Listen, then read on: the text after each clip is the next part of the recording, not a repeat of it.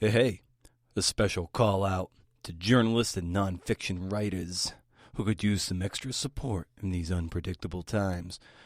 Writers House Pittsburgh is accepting applications for a 6-month residency starting as early as January 2021.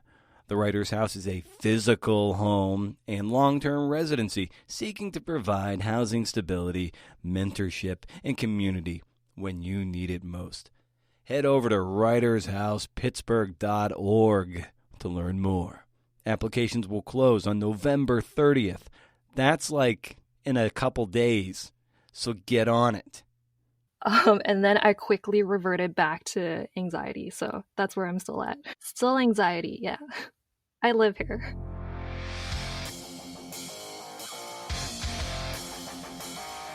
Whoa, hey, didn't see you there.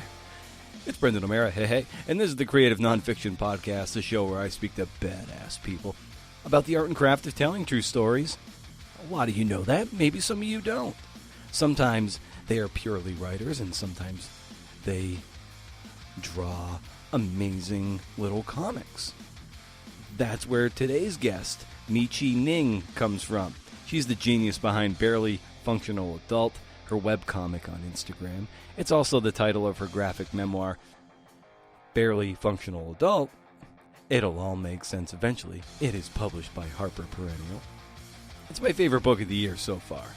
I've read a lot of good ones, and I've even read some illustrated ones, which I also love, but this one, for some reason, really resonated with me. It's cute, it's heartfelt, and it's hilarious. In this interview, we talk about closing the creative gap, her workflow from idea to drawing the comic to posting it on Instagram, resigning instead of quitting, and sort of the dichotomy of the defining what it means to quit. Holding on to positive messages in a negative world, and the scary nature of hitting publish. But before we get to that, you're going to want to keep the conversation going on social media at CNF Pod. Link up to the show, and I'll give you those digital fist bumps. And get this, CNFers, you can now, starting yesterday, you can become a member at patreon.com/CNFpod. The link will be everywhere. I'm excited by what I can offer. It'll be a learning process on my end to see what works and what doesn't, so it might be a bit fluid, but I think I've got a good handle of the value that I'm trying to offer people who want to go a little bit farther. I know we're already asking for your time and, of course, your support and begging on my knees for reviews and such, but now I'm going to say, why don't you get out that wallet of yours?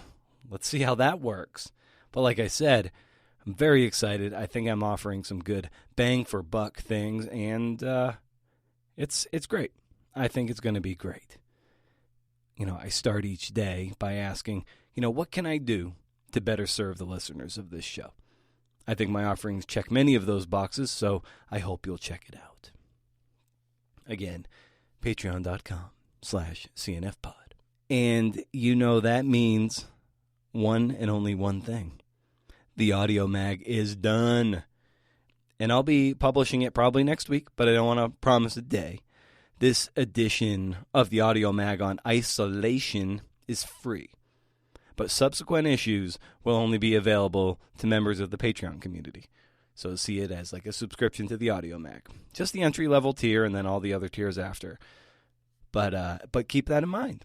If you dig the first issue, you'll want to be a member to hear and support the next ones. It's probably going to be twice a year at first, and then keep adding another, and it'd be nice to do 4 of these a year eventually, but 1 to 2 a year is what I can handle at this point. They take a lot of work and a lot of time. So being a member means every dollar you spend supports the production of this show. The audio mag, of course, and it might give me a little more independence to make more cool stuff for you. Exclusive content, maybe, the interview of someone who's sort of in the moment, who has a book coming out, then maybe another interview where I just go and call someone who's been on the show in the past and have them on as another thing in the middle of the week where it's just kind of like a working it out thing. Like, yeah, what are you working on? What's on your mind? Let's unpack a few things while you're between projects. That might be kind of a cool addition, but logistically, I just can't do it. It's enough to do this. It's, every episode's a good solid 20 hours of labor, research and production and this. So to add another one in the mix is unfeasible or infeasible. I don't know. One of those words. So I'm offering some great things. Even the book coaching mentorship tier is a bit of a steal if you do the math. So you might want to consider being a member. Get used to me talking it up. Okay? Good. Okay. It's time. It's time, CNFers. Let's get right into it. Let's do this. Here is Meichi Ng. Ooh.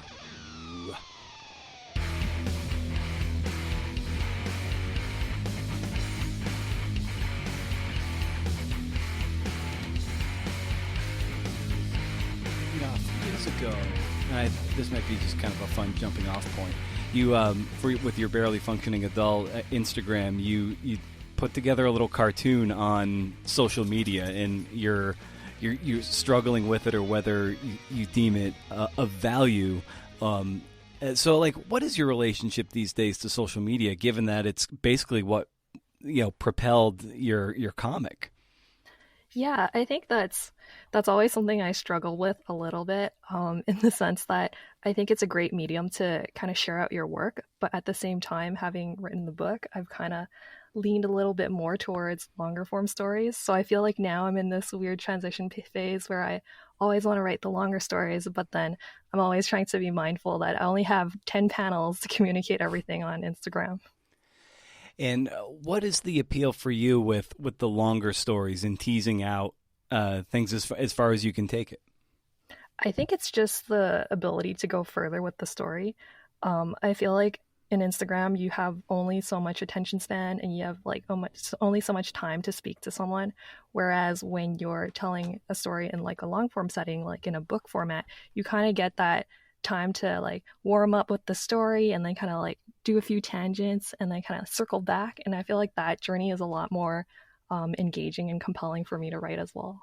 I think at first I was doing comics that were single panels, only because I feel like that was a very limited comfort zone I was happy with. But then I think as like time went on, I was more comfortable telling longer stories.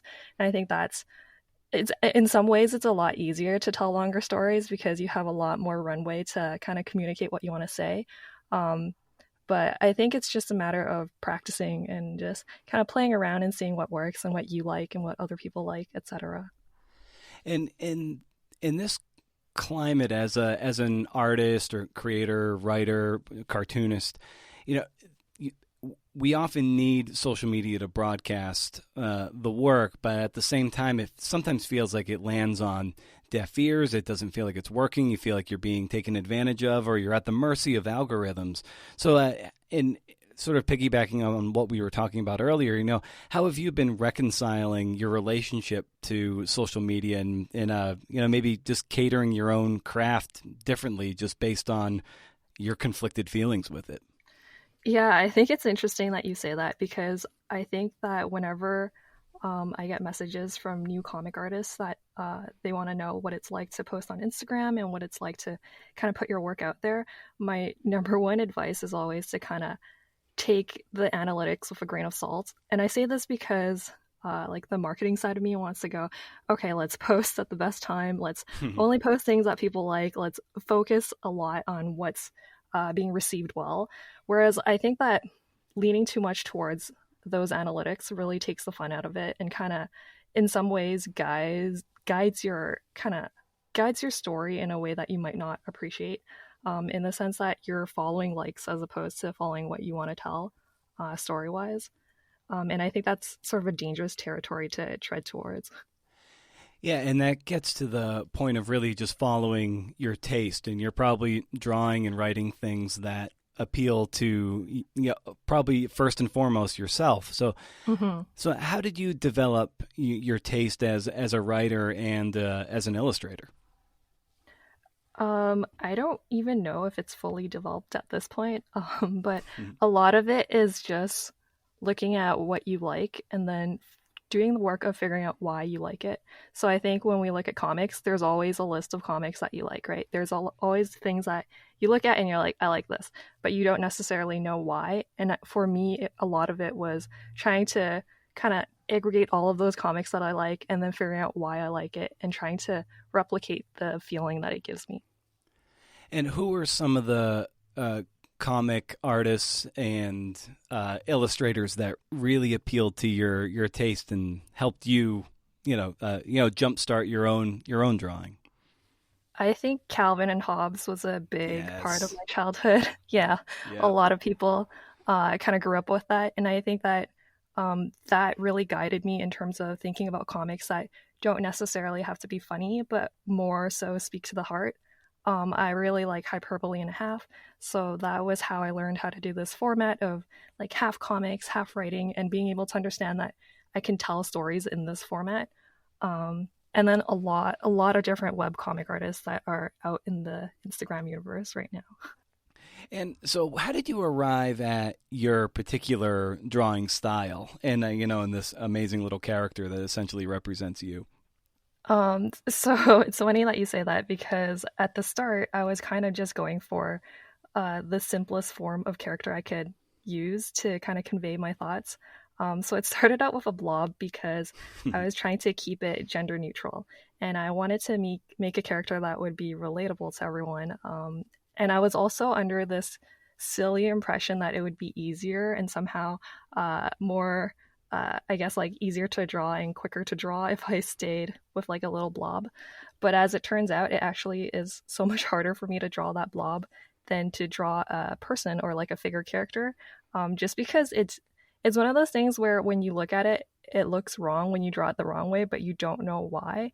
So I've ended up redrawing that character so many times over the years that I kind of a little bit regret that decision at the start. And when you're sitting down at your drafting table or your desk, what are the tools at your disposal when you're looking to just kind of make a cartoon from the tools that you've got in your hand from concept to publishing it? What are those steps? I'd love to hear your process. Yeah, for sure. So sometimes it depends on the idea and where it comes and what I'm doing when that idea comes. And I'm not too strict on process, but typically it starts with me jotting down notes on my phone, just like keywords or themes or maybe dialogue, and then followed with me drawing the comics by hand in like a little scrappy notebook, and then transposing that onto an iPad. So I use an iPad and like a iPad pencil, and then moving that onto my comic. And then usually an Instagram comic probably takes me around like 3 hours, although it definitely does not look like it. And and I understand too that you work as a product designer as your day job and everything. So how do you balance the day job with the art you do? I feel like I use a different part of my brain. So when I'm in my day job, I'm using more of like analytical side of myself. Whereas when I'm doing my comics, I'm kind of reverting back to my childhood self. So in that sense, I feel like I get more enjoyment out of doing comics. And if I could do it as a full-time job, I definitely would. Yeah, that's something I like talking about with people who balance the day job with this creative thing they do. And sometimes people, and I know I feel this way at times, you will feel kind of resentful or bitter that you can't, that maybe there's a failure to launch, or you're looking over your shoulder and other people seem Hmm. to really have all their shit together. And meanwhile you're kind of like toiling away with your this day job that is putting food on the table, but it's not really the ultimately the thing that you wish was 100% subsidizing you. So, how have you reconciled that, and how do you just deal with maybe some of those toxic feelings that creep in when you're trying to balance the two?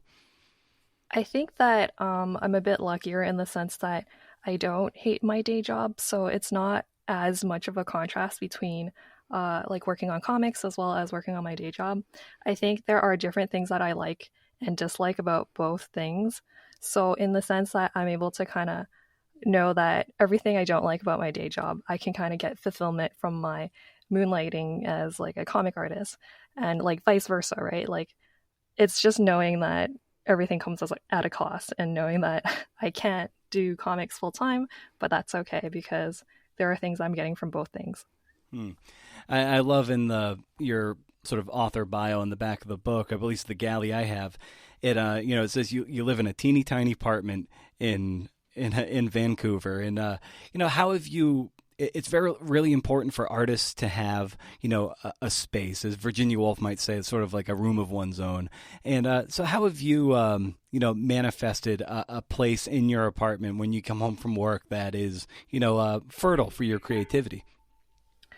I would say that I don't do that. So for my comics, I actually get most of my ideas from conversations with friends. So I will be having a one-on-one conversation with someone, and then I'll suddenly whip out my phone and start taking notes, and they'll just kind of look at me and be like, "Comic idea," and I'm like, "Yeah, sorry." So I don't really. I feel like when I'm sitting in a room and waiting for the ideas to come, they never come. So I kind of gave up on having that space. I have a space set up in the sense that it's easier for me to work and go through the process of like, I already have my idea, I'm going to take it from paper to iPad to computer, but I don't necessarily have like a thinking spot inside my home. Hmm. And at what point did your web comic start to gain steam, and what was that moment like for you when suddenly it was this thing in your head and it was like, oh, I'll post it online, and then all of a sudden it really starts gaining traction? Like, what was that moment like for you? It was pretty exciting and it happened pretty gradually. So I wouldn't say that it was like a 1 day spike. Hmm. Um, I think I started off posting really casually because I was kind of like, I used to joke with my friends. I'm like, all my followers will see this, and it was like 80 followers. So I think at the start I wasn't really mindful of it, but then over time I noticed that a lot more people were paying attention, and I was kind of more conscious about what I was putting out there because I realized that, oh hey, there are eyes on this and I should probably think it through a little bit more. Um, but I wouldn't say that there was a moment where I realized that there were people following. It was just slowly over time. I just kind of like worked at it and kept going, and then here I am. At the start of the book, you wrote sort of the opening epigraph, if you will, that don't forget, we write our own stories and we can write whatever the hell we want. And so, so, Yep. so how'd you arrive at that as sort of the epigraph of the book?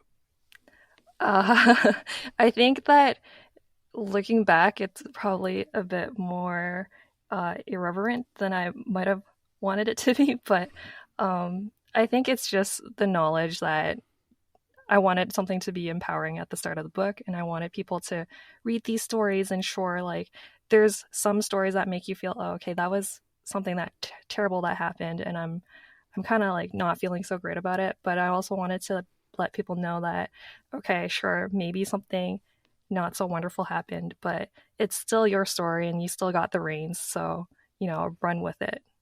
When you were starting to compose the book, of course, it's ambitious, it's big, it's not 5 to 10 panels on Instagram. It's you're talking big chunks of prose, but also lots of drawings. So what was that experience like for you to really start to really stretch your legs and organize it and get your head around it so you could propel these stories forward? Yeah, it was really hard for me because it was one of those things where I knew I wanted to write a book, but I had no skills to do so. So making that gap, meeting that gap and kind of like closing it was really hard. I was lucky in the sense that I had an agent who knew what she was doing, and she was able to guide me through the book proposal. So when I was writing the book proposal, which in itself took almost a year, I kept writing and rewriting and trying to structure my story. I knew that I wanted to write short stories because I have a very short attention span. So I know that I wanted to make something that someone could read and pick up and just read one chapter as like a standalone story and then kind of come back to it, or something that they can just binge in one sitting. So the short story part, I knew from the start. There was never really a doubt about that. But in terms of structuring the story, it was a lot of trying to figure out what I wanted to say, kind of putting those into different categories, and then building narratives around that, and then kind of weaving it into a somewhat coherent narrative. And what becomes the challenge for you in balancing the amount of text versus illustrations as you're trying to tell the stories? Yeah, I think it depends on what the story is and how much content I have to start. For some stories, I already have a bunch of comics in mind that are just standalone, like Instagram like comics. So it's more of like, let's build a narrative around this so that I can use all these comics. Sometimes it's just a story that I'm writing and kind of building as I go. And I think that, like, once you get into the groove of it, you start writing a story, and then a part of your brain says this part should be a comic, or this is where you should put a joke. And I think that it just comes with time of like writing in that format and style. And I love so much of the sections of the book too. You know, you've got, you open with your pet fish and, and your frogs, and go to the section on gum, which is, this relationship that really, stuck to you over the years. And of course, Mm-hmm. and so many of these like really great, storytelling buckets. How did you arrive at these, and when you realize you're like, okay, these are the stories I really want to tell, because they're going to take a while to manifest. So, how did you settle on so many of these wonderful topics? I think that a lot of the topics come from conversations. So I looked at what kind of conversations or events happened in the last 10 years of my life, um, as well as like what happened to my friends, right? So I looked at what we talked about the most. So in essence, I kind of took a look at our mental like conversation history, and then thought about what we spent a lot of time discussing. So either things that I struggled with myself or my friends struggled with, and we talked about a lot in our one-on-one conversations. And then I kind of like took those conversations and figured out each bucket based on what I think other people would benefit from. So if I'm talking to someone and they're telling me about a problem, what is the likelihood that it would fit within these buckets? And then I kind of took the top 8 buckets of those things and built stories around them. And when you find yourself, stuck, in the middle of, a comic, or in the case of the book, maybe, halfway through, what do you do? What's your practice around, breaking through the middle and the grind so you can, crack on through to the other side? It's often a place where people get stuck, and I wonder how you unstick yourself. There's like a lot of grief and flailing around on my part. Um, but at the end, I usually try to, I'm someone who really leans on my notes, in the sense that sometimes when I get ideas, I'll just get 10 ideas and I'm furiously scribing them into my kind of like note app. But then when I do need to write, sometimes I'll just have nothing on my mind. So it's really helpful to know that there's this repository of ideas waiting for me.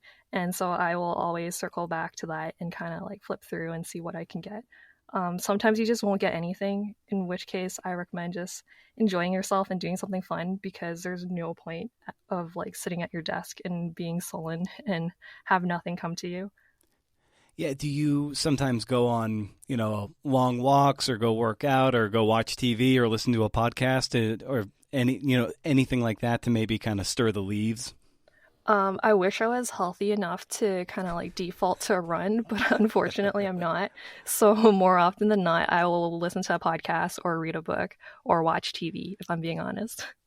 I really love the section on quitting and quitting jobs and all that. And they're this great, this energy that a lot of us have when we have a new job. It feels good. And then, of course, there comes the doldrums, and then this isn't what I hoped it would be, and so forth. So how important was it for you to address quitting, especially when your neighbors to the south here in the States are so gung-ho on quitting being some sort of a weakness of any kind? I feel like quitting, I think quitting is a bit harsh. Sometimes you're just resigning. We should always say resigning, I think. Yeah. I think resigning is something that we all have to do, regardless of how much you love your job. I recently resigned my position on my team. And I just posted a comic about this actually, but it's funny how we all have this anxiety around it, regardless of if you're Canadian or in the States, I think, because it's like a sense of like giving up, but sometimes it's just like a transition of life, right? And I wanted to talk about that feeling of like, first of all, quitting and loving it because there are so many of us in jobs that we're not supposed to be in for whatever reason. But then also like the feeling of knowing when it's time to move on and that process not necessarily being one that is contentious, but just like a normal transition, right? Of course, of course. And later on in that same section too, there's this kind of point where you're having this conversation of like, what are you passionate about? And you're like, I don't know. And and then there's this thing that where you write, you can't take something you love and make it your work. Excuse me, because the thing you love will become regulated and mandated instead of being a charming whim you can so freely pursue. And kind of going back to our earlier part of our conversation, it made me think. It made me think that if your comic became sort of this full-time thing where it truly was work, more so than it already is, do you worry that it being 100% work might somehow like pollute it, or do you think the energy you have in it and the love you have for it would carry you through? I hope that the love I have for it would carry me through, but I do have my doubts, specifically because in a previous position prior to the one that I'm in right now, for my day job, I did work in a agency setting where it's creative but also very guided in the sense that you can be creative as long as you're creative within these constraints set by your client. So I do have some experience in being this weird arena of where you're allowed to be creative, but you're not as creative in the way that you want to be. I do have doubts in the sense that if I am doing this full time, like this as in my comics, in like a work setting, it might not feel the same. Also, because when I make my comics, I'm doing it when I feel like it. I do it on a regular cadence, but there's still a lot of autonomy, and I feel like if that autonomy was gone, the dynamics of it might feel different. Given that you've got your day job, and of course, your wonderful comic, it can be like there's probably a lot on your table and on your plate. So how do you manage to deal with those feelings of overwhelm and maybe feeling unfocused at times? And how do you deal with that, and how do you get back on track? A lot of sleepless nights and then a lot of lists. So I do have to admit I sacrificed a lot of sleep when I was writing this book because I was still working full time. And I maybe didn't realize how much like effort and time it would take to write these comics to a place where I was happy enough to let it go in the world as like a book. So I would say lists are a big deal for prioritization of what I need to do and to kind of like stay sane. Yeah, because if you're not writing it down, I just feel like I'm holding it in my brain. And once I write it down, I don't need to hold it. It's a little Yes. irresponsible, but it helps. And in the book too, one of the more touching scenes I felt was with I think it's space dust in that section where your mother and your sister you stay up late and you're looking out at this meteor shower that kind of it doesn't come for a long time, if it came at all, and maybe take us to that moment. What was that like for you to be there with your mom and your sister, and you're looking out into the sky to because it's a very touching little moment. Yeah, I was really young when that happened, so it's like I sometimes even wonder if it's a fake memory. Hmm. But it was nice. It was one of the things that stuck out to me in my childhood. And I kind of just like never really forgot it. Yeah. Yeah, it seemed it just from the way you write it and the way you draw it, it seems like you have a pretty special relationship with your mother. Yeah, I do. I'm pretty close with my mom.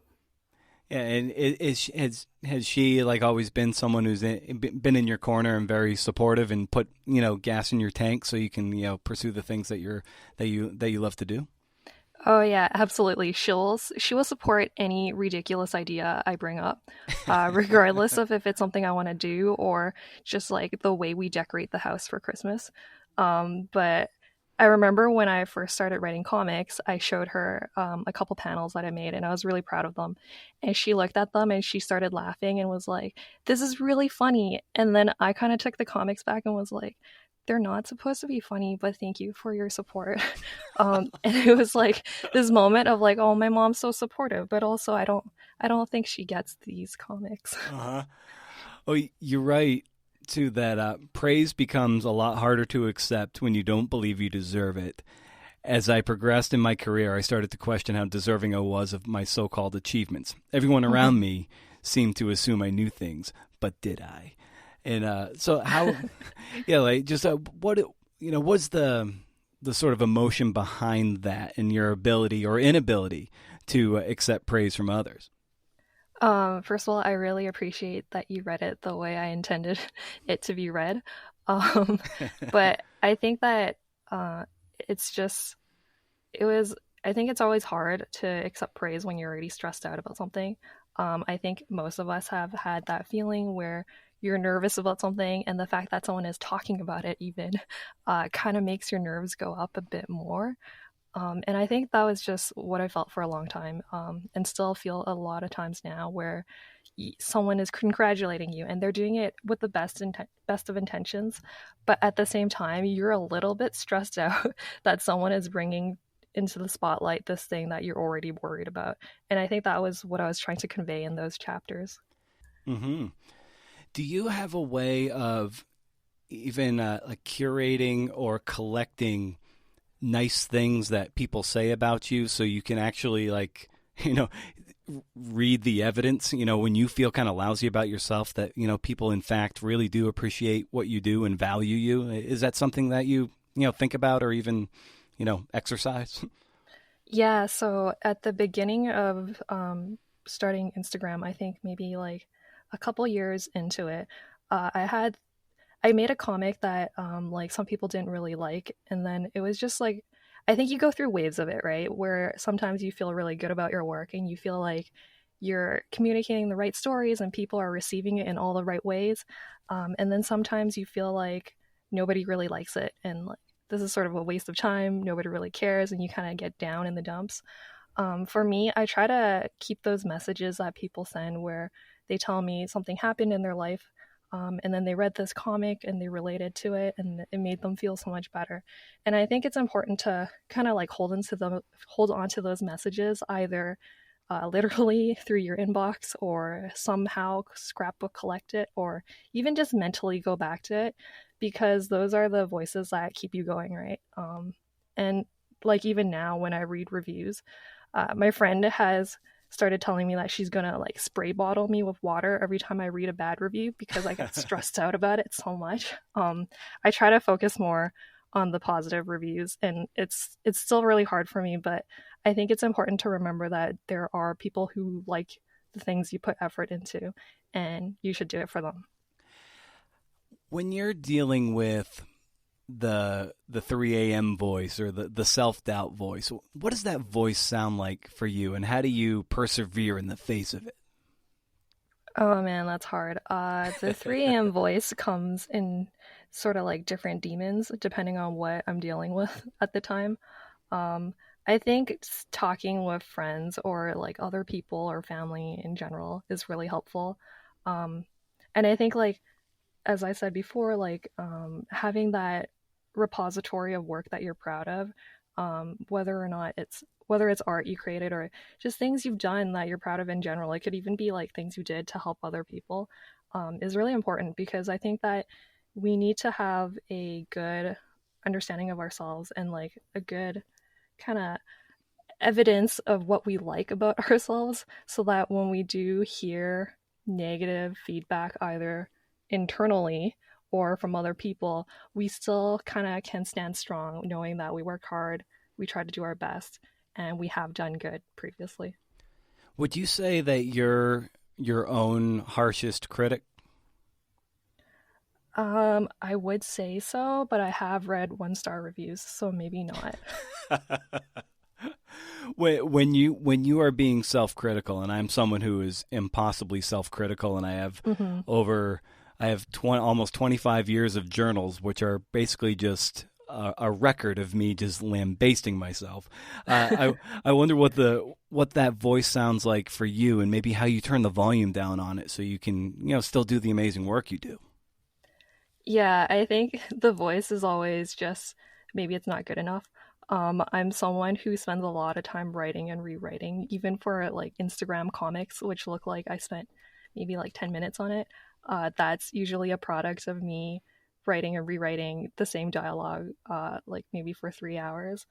I think I still don't have a bulletproof way to silence that voice, but I try to focus on what friends tell me.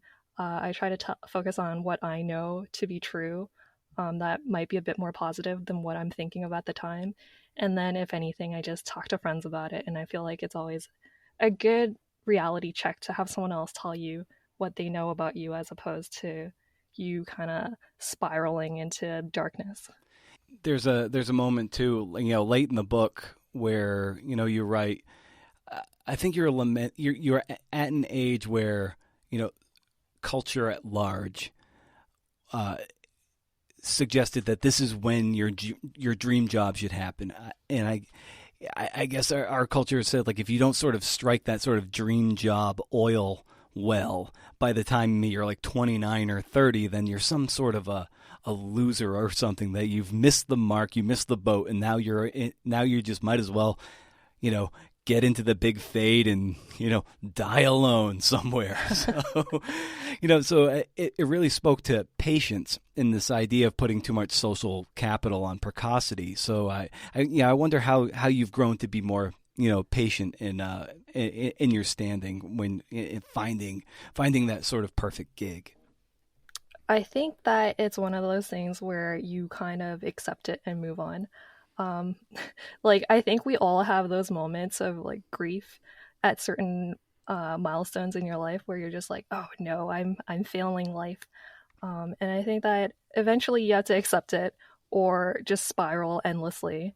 And I think I just chose to accept it and be like, okay, well, I guess I'm working on these things for the next couple of years and it'll come when it comes. And if it doesn't, that's okay too. Yeah, it really gets to the to the this idea of we really just have to, run our own races. And it's very hard not to look over your shoulder and compare yourself to other people, people you admire, even people you don't admire, and you're wondering like what are they doing? What am I doing wrong if it looks like they're doing everything right. So, yeah, how have you been able to, coach yourself to put on the blinders and just, focus on being the best Michi? I think that's definitely something I still struggle with, and I don't know when that struggle will end, but I'm hoping sometime in the next decade. I think that it's just, especially for Instagram, and I guess like in the context of comics or sharing your work on the internet, it's really, really hard not to look at analytics and be depressed. It's really hard to not take likes or lack of likes personally, right? And I think for me, it's always this process of reminding myself, hey, my goal is to make a better comic every time I post it, or at least something that I'm proud of every time I hit post. And if it's not received well, then that's okay, and it shouldn't affect what I write and how I feel about my work. Um, that said, I always and still kind of like cry to my friends when I'm like, oh no, no one liked this. This was really bad of me to share this. And it seems like something that I should be over at this point after posting for so many years, but I'm still not. So I would say that try to set your own goals and try to keep those goals away from what other people think. But also be go easy on yourself when you do kind of fall into that pit of oh no's, and know that it'll be okay. And with your own work and running your own race and really trying to just compare just yourself to yourself and where you want to go, what would you identify as something that, you struggle with and that you're working on and that you're looking to improve? I would say having those blinders on. So being able to separate being able to make the stories and do the work that I want to do and not be biased or swayed based on the feedback I get. So it's really hard to share things out with people and not use their feedback as guidance. And I'm not saying post things and never listen to feedback and never listen to criticism that could make you better, but I just think that we should be sharing stories we want to share and not stories that are tailored to likes. So it's it's hard to build content that isn't geared to like meme content. It's hard to share the stories that you want to share, but being able to keep in mind what you want to say and not be biased from what other people are saying is very important and still something I'm working on. With respect to some of the stories you tell, what are some of the stories that, scared you the most to hit publish on? Uh, so many. I think that with Instagram, there's a lot less anxiety because at the back of my mind, I know I can always delete the post, even though that's not like a best practice of mine. Right. Um, but I think with the book specifically, it was really hard to let some of those stories out into the world. Just because there are some things that I've never shared with people or certain people in my life, and knowing that they're likely going to read the book at some point and see those stories. I would say that my more vulnerable chapters were hard to share, like things like space dust, gum, certain parts of, I don't know, it just feels very personal. And I've been telling my friends this, and it's like a weird feeling, but when I share my book with strangers, I'm okay with it. It's like you can read everything, we can talk about it at length, but sharing your work with people who are already in your life, there's a new type of anxiety that's come up from doing that, and I'm still kind of making my way around it. Yeah. Is there a part of you, and it's not like you're ever, critical of family or anything, which some, people who write memoir and personal stories run into, but, were there any moments of maybe in the early drafting of of your book where you're like, oh shoot, like, I hope I don't offend, mom or my sister or my father. Were there those moments where you were a little gun shy? 100%. My sister definitely messaged me one night at like 2 a.m. and said, "Why am I such a jerk in your comics?" And I was like, "Wow, how did you read this? Were you on Instagram again?" Because she wasn't on Instagram that much back then. But now she's on top of it, and she's always like, "I saw that comic you posted." I'm like, "Okay." Uh, I think there are definitely moments where I would edit myself out of some truths just because feelings of other people were involved. But I try to stay transparent and honest, and I feel like the people who are in my life know that I'm joking if I'm being a little bit harsh, and I feel like it's just a balancing act that you have to strike. With respects to some of the stories you've shared, whether on Instagram or in the book, are there some that really surprised you when you hit send? You're like, oh my god, I didn't realize that this one of all comics was the one that really connected with my audience. I think with Instagram, it was very obvious. It's always very obvious because I'll get all those comments right away. And I think even with one of my more recent comics about resigning and kind of like resigning anxiety, that was very surprising to me because I didn't think that I would get so many comments in terms of people feeling the exact same way because I just thought I was weird and really stressed out about resigning on like a normal team for no reason. So I think it's always interesting to have that feeling because people always write messages and they're like, you always write things I relate to. But at the same time, they don't realize that I have that exact same feeling whenever they send me those messages because now I know I'm not alone.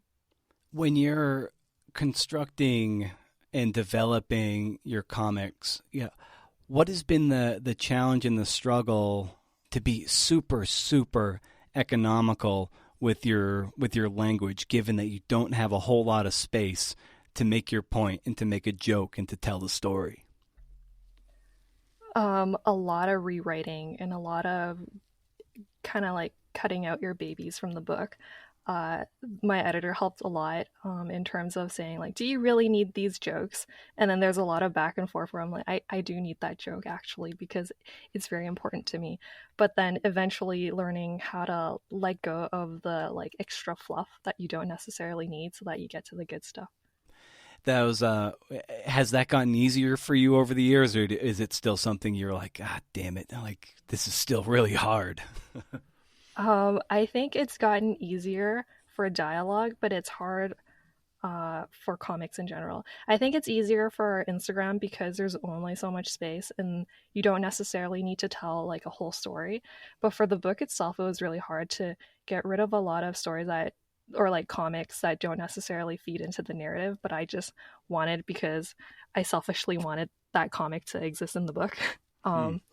But I think if it's easier for me because I know that what doesn't make the cut for the book, I can sometimes repurpose in an Instagram comic or repurpose maybe in a future book if I do write a future book. Um, so it wasn't that bad to put things in the graveyard. Was there a part of you that can sometimes use Instagram as a way to kind of, crowdsource, if you will, or, sort of test the market of a kind of story? You're like, whoa, this one got like hundreds and hundreds of likes. I really should maybe make this one a long form story. I did start off by doing that when I was initially brainstorming for the book, but as I started writing for the book, I realized that I wanted the book to be stories that I never kind of talked about or shared on Instagram. And I don't know why. That was just like a feeling I had that I wanted the book to be separate. I wanted the experience to be new. I didn't want people to read the book and have that feeling you get when you watch a really great trailer and it kind of like covers the entire movie. So in that sense, I didn't really crowdsource from Instagram as much. I just kind of picked my favorite stories and kind of hoped for the best. Mm. And when you finished the book, what was that moment like and that feeling like? It was a lot of anxiety because I didn't think it was good enough. I think the hardest thing about writing the book was that I never thought it was finished. So, no matter what chapter I was writing, no matter how many times I had written and rewritten that like segment, it never felt done to me. And that's still something I struggle with as I look at the book on my desk. Just that feeling of like, did I put in everything I could to make it great? Um, is it good enough? So I still haven't felt that sense of like it's done, it's out. I still have that bit of anxiety of maybe I could just like white out everyone's books in chapter 8 or whatever. Did you allow yourself moments of celebration over the course of the genesis of the book? Like maybe when you turned in your first draft and then your final draft, did you're like, all right, it's time to celebrate this moment because it's pretty rare and very special. I celebrated when I got cut off from doing further edits from my editor. And then I quickly reverted back to anxiety. So that's where I'm still at. Okay, still in the anxiety Still pool. anxiety, yeah. All right. I live here. Yeah, passport says Yeah. citizen of Anxiety Land. So as we sort of bring this airliner down, Meichi, it's something I always love asking people is kind of like this, 5 very influential books that I call like the bookshelf for the apocalypse. And if you had a chance to think about it, what are some of these titles you can't live without, titles you reread and that you would carry with you to the ends of the earth? I think that the list changes depending on my mood. Mm-hmm. But I think, like, as of now, my list would probably be um, like books that make me smile, as well as like books that I can feel like I can escape to. So my list would probably be Hyperbole and a Half by Ali Brosh, the indispensable Calvin and Hobbes, because I feel like I need a significant amount of comics to kind of fuel my life right now. His essay at the beginning of that collection is so good. Mhm. It's like such a powerhouse of an essay on creativity and everything. It's so good. I think it's really hard to pick a Calvin and Hobbes book, so I would bring like the whole set if I was being honest. Um, I would probably also bring When You Are Engulfed in Flames by David Sedaris. But again, I feel like I could pick any book of his and bring it onto this list. And then I need a Harry Potter book because Harry Potter. So Harry Potter and the Half-Blood Prince, and then probably wrap it up with the Picture of Dorian Gray. Nice. I'm so happy that Harry Potter 6 is your favorite one. That's my favorite. That's my favorite one too. Yeah, because you can't pick the last one because you'll just be sad when it's done. And then you want him to be fairly competent. So you have to pick like 5, 6, 7, right? So Yeah. that's why I landed on Half-Blood Prince. Oh, definitely. Well, that's really, really cool. Well, Meichi, this was wonderful to get to talk to you. Like I said, I loved your book to pieces, and I can't wait to reread it because it's just endlessly rereadable and fun. So I just want to thank you for coming on the podcast, and best of luck with the book. Happy publication day, and I hope to do this again another time down the road, maybe when your next one comes out. Thank you so much for having me.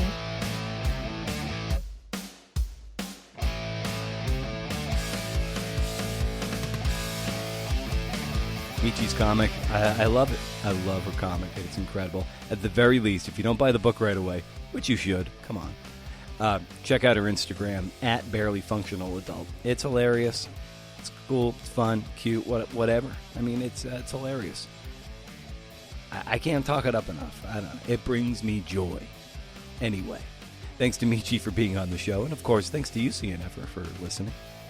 Know that this show, in part, is brought to you by my kick-ass editing and coaching services.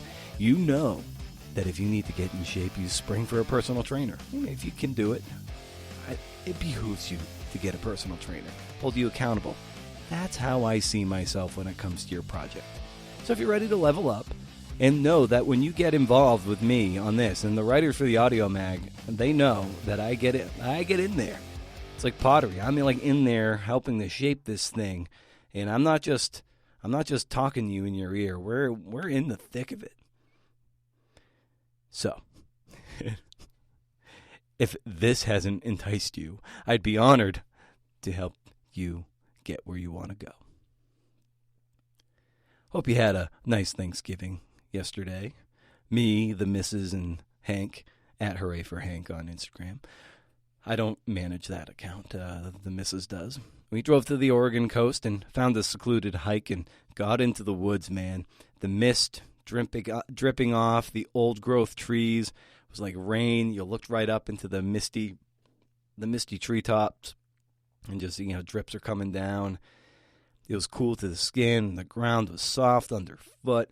We heard the surf off to the west, and as we climbed the trail up the eastern slope, it was silence. Pure silence. So quiet that all I could hear was the incessant ringing in my ears. Worked up a good lather.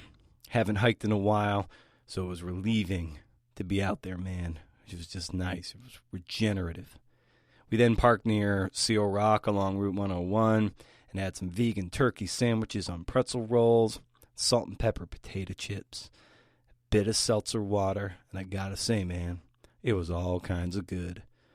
Came home and locked into this trip with a glass of Tempranillo and a bad case of B.O. Anyway, that's what's going on here. If you have a moment, consider leaving a kind review over on Apple Podcasts. They help with the packaging of the show, of course. If you don't feel like leaving one on Apple Podcasts, you could always email me one, and I'll read it on the air and give you the recognition you deserve, and maybe use it as promotional materials and other things as I court sponsors and the like. We're knocking on the door of 100, and if you want to see what it means to be a CNF and member, head over to patreon.com/CNFpod and see if there's a tier that speaks to you and where you want to go. I tried to really think of what would be of the greatest value to you. I think I'm kind of there. I think you'll dig it. You know what? And that's going to do it, CNFers. Stay cool. Stay cool forever, man.